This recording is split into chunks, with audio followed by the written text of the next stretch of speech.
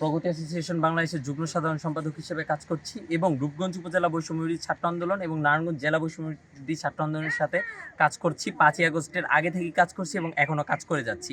আমার এই জায়গায় সম্পূর্ণ ধারণা যে পতিত স্বৈরাচারের দোসররা যারা 5ই আগস্টের আগে আমাদের আন্দোলনের যে ভূমিকা ছিল, আমাদের বিপ্লবী যে স্পিরিট আছে সেই স্পিরিটকে দমন করতে চায় এবং 5ই আগস্টের পরে আমাদের এই বিপ্লবী স্পিরিটকে আমরা রূপগঞ্জব্যাপী যে ছড়িয়ে দিচ্ছি এটা তাদের পছন্দ হচ্ছে না।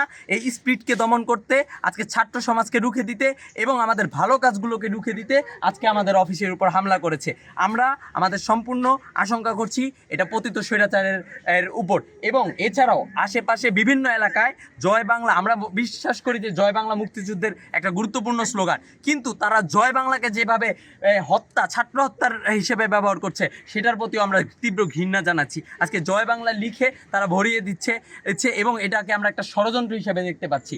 এবং বৈষম্য বিরোধী ছাত্র আন্দোলন রূপগঞ্জের কোনো অফিস না থাকায় এবং প্রগতি অফিসটা থেকে আন্দোলনের বিভিন্ন সময় কাজ করার কারণে তারা এটাকেই বৈষম্য বিরোধী ছাত্র আন্দোলনের একটা প্রাণবিন্দু হিসেবে চিন্তা করে এই অফিসে হামলা চালিয়েছে। আজকে আমি মনে করছি এটি বৈষম্য বিরোধী ছাত্র সমাজের জন্য যেরকম একটা হুমকি স্বরূপ, আজকে স্বেচ্ছাসেবী জগতের জন্য, সামাজিক সংগঠনগুলোর জন্য একটা হুমকি স্বরূপ। এই পাশের বাসার এক মহিলা গিয়ে রাত্রে 3টা বাজে চিত্রা হত্যা করতেছে, ডাক করতেছে যে আপনাকে অফিসে আগুন লেগে গেছে গা, তাড়াতাড়ি আসেন।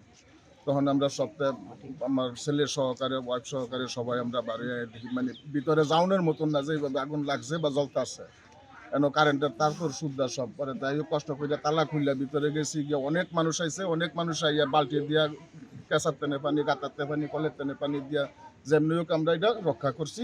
এই পর্যন্ত আমরা মানে আমার পা হইতো খার হয় না, আমি রাস্তার খার হইতে আমি পারি না, হইলে জায়গা আগুন দেখে ওই পিছনে একটা গরু আছিল, গরুটা পর্যন্ত এই সুইটটা গিয়া আরেকখানে গিয়া হইলে রয়েছে গরুটা আগুনের তাপ পাইয়া।